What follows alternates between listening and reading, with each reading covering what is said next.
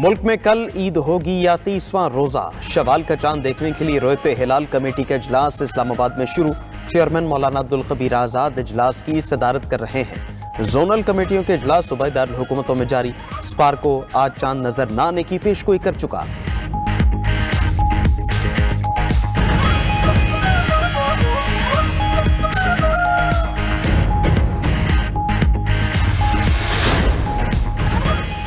America का Iran के खिलाफ जंग जीतने का दावा। अमेरिकी वज़ीर जंग का ईरान पर हमले जारी रखने का भी ऐलान। पीट हेग्सेथ ने कहा, ईरान पर आज तबाही और मौत का बड़ा हमला होगा। उसके रडार और दिफाई सिस्टम तबाह कर दिए। ईरान खिते में प्रॉक्सीज की हिमायत कर रहा है। मीडिया पर ईरान जंग को गलत अंदाज में पेश करने का इल्जाम लगा दिया।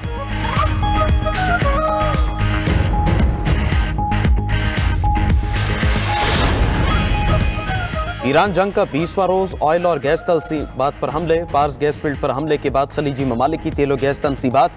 ईरान का हदफ सऊदी अरब, मुत्तहिदा अरब अमारात, कुवैत और कतर में ऑयल रिफाइनरीज और गैस तनसीबात को निशाना बनाया। पासदारान इनक़िलाब के यूएई, कुवैत और बहरीन में अमरीकी अड्डों पर भी हमले।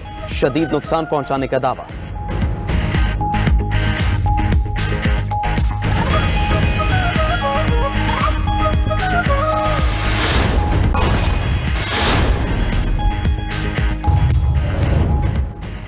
जदीद टेक्नोलॉजी का फरोग सनत, ज़राअत, IT सेक्टर में संग मील की हैसियत रखता है। वज़ीर आज़म शहबाज शरीफ के इस्लामाबाद में 5G स्पेक्ट्रम के लाइसेंस के इजरा की तकरीब से खिताब। कहा, 5G स्पेक्ट्रम की नीलामी का अमल इंतहाई शफाफ तरीके से हुआ। PIA की भी शफाफ तरीके से नीलामी की गई। उम्मीद है पाकिस्तान के चारों तरफ 5G टेक्नोलॉजी जाएगी।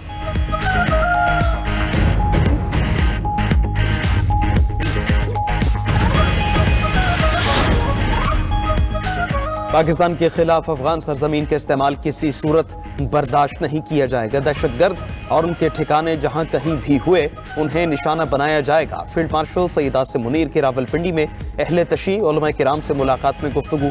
ऑपरेशन गज़ब लिल हक के हवाले से फील्ड मार्शल ने दहशतगर्दों के मुकम्मल खात्मे का अज़्म जाहिर किया। ISPR के मुताबिक फील्ड मार्शल ने कौमी सलामती और बैनुल सूबाई हम आहंगी पर तबादले ख्याल किया।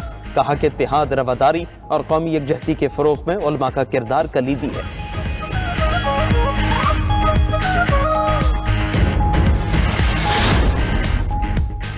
पार्स गैस फील्ड पर इजरायली हमले के बाद ईरान के जवाबी हमले। खलीज में तवानाई तनसीबात पर मिसाइल दाग दिए। गैस और तेल मराकज़ मुतासिर। ईरान का सऊदी दारुल हुकूमत रियाद में ऑयल तनसीबात और फौजी अड्डों पर ड्रोन और मिसाइल से हमला। मिसाइल का मलबा गिरने से 4 अफराद जख्मी। मुत्तहिदा अरब अमारात की अल हसन गैस फील्ड और कतर की रासुल्फान रिफाइनरी और मसायीद पेट्रोकेमिकल कॉम्प्लेक्स को भी निशाने पर रख लिया। रासुल्फान में हमले के बाद LNG सप्लाई मुतासर होने का खदशा। कुवैत की दूसरी बड़ी ऑयल रिफाइनरी मीना अब्दुल्ला पर भी ड्रोन हमला।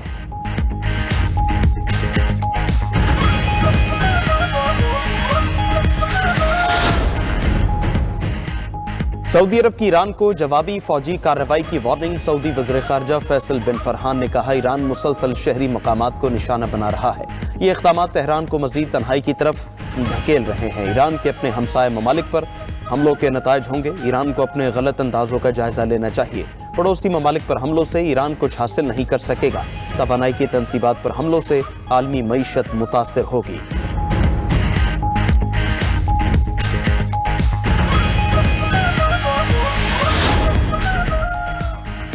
अमरीकी सदर ने इसराइल को ईरान की तवानाई तनसीबात पर मिसाइल हमलों से रोक दिया। ट्रंप ने कहा, ईरानी तेल तनसीबात पर हमलों के बाद मजीद कार्रवाई की जरूरत नहीं। नए हमलों से ईरान को पैगाम पहुंच चुका। पार्स गैस फील्ड पर हमले में अमरीका और कतर का कोई किरदार नहीं था। अगर ईरान ने कतर को निशाना बनाया तो अमरीका सख्त रद्द-ए-अमल देगा। साउथ पार्स गैस फील्ड को मुकम्मल तबाह भी कर सकते हैं। उधर अमरीकी अखबार वॉल स्ट्रीट जर्नल के मुताबिक सदर ट्रंप को पार्स गैस फील्ड पर हमले का इल्म था। वो अपने हॉर्मस के मामले पर ईरान पर दबाव डालना चाहते थे।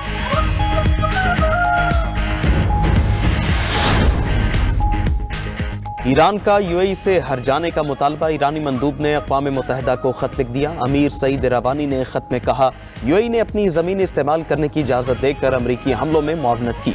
अमाराती सहूलतकारी के नतीजे में ईरान के मादी और अखलाकी नुकसान का इजाला किया जाए। उधर ईरान का आलमी तिजारती गुज़रगाह अपने हॉर्मस पर अपना कानूनी और मौशी इख्तियार इस्तेमाल करने का फैसला। अपने हॉर्मस से गुजरने वाले गैर मुल्की जहाज़ों पर फीस आयद करने का बिल ईरानी पार्लियामेंट में पेश। بل کے تحت آبنائے ہارمز کا دفاعی اور ماحولیاتی تحفظ یقینی بنانے کے نام پر فیس وصول کی جائے گی۔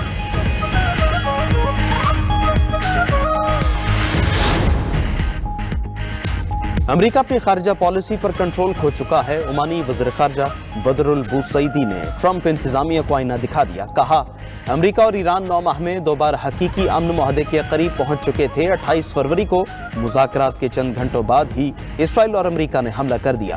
امن معاہدہ ممکن تھا لیکن غیر قانونی حملے نے تمام امیدیں ختم کر دیں۔ پڑوسی ممالک پر ایرانی جوابی کارروائی افسوسناک لیکن ناگزیر نتیجہ تھا۔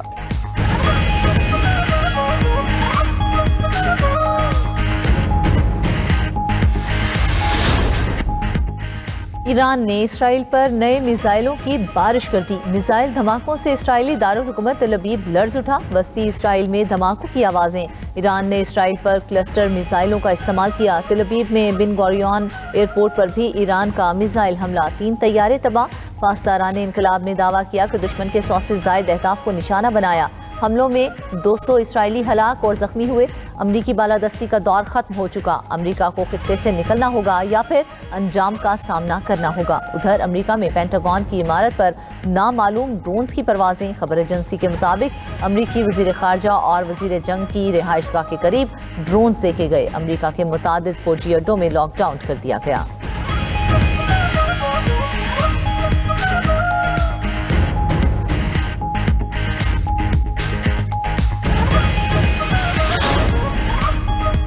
لبنان میں اسرائیلی فوجیوں کے گھروں میں لوٹ مار۔ اسرائیلی فوجیوں نے خود ہی ویڈیو بنا کر لوٹ مار کے مناظر ریکارڈ کیے۔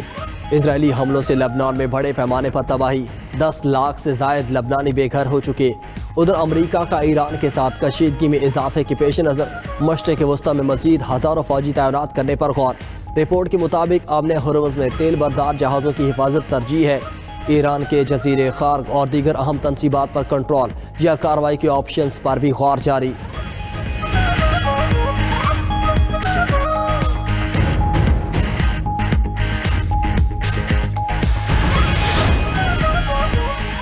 ایرانی وزیر خارجہ کا پاکستانی، ترکیہ اور مصری ہم منصبوں کو ٹیلی فون۔ عباس عراقچی کا کہنا ہے بنیادی ڈھانچے پر حملے خطے کو مزید عدم استحکام کا شکار کر سکتے ہیں۔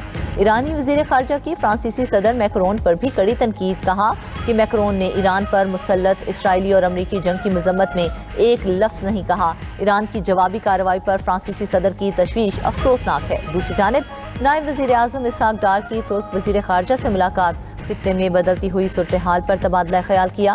دونوں وزرائے خارجہ کا قریبی رابطہ کاری برقرار رکھنے پر اتفاق۔ پاک ترکیہ 2 طرفہ شراکت داری کو مزید مضبوط بنانے کے عزم کا بھی اعادہ۔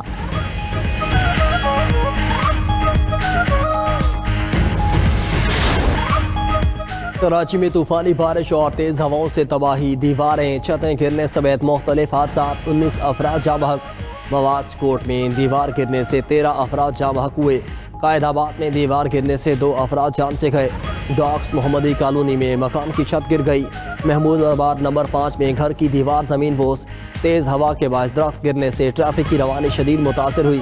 ملیر میمن گوٹ میں آسمانی بجلی گرنے سے ایک شخص لقمہ اچل بنا۔ کہ الیکٹرک کے فیڈر سٹیپ ہونے سے کئی علاقے بجلی سے محروم۔ تیز ہواؤں کے باعث درخت اور بل بورڈز گرنے سے ٹریفک کی روانی متاثر۔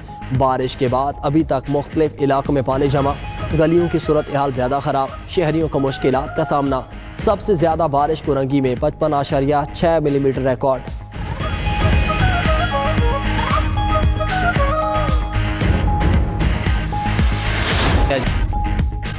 تائیوان پر چینی حملے کا فوری خطرہ نہیں، امریکی انٹیلیجنس نے حکام کو آگاہ کر دیا۔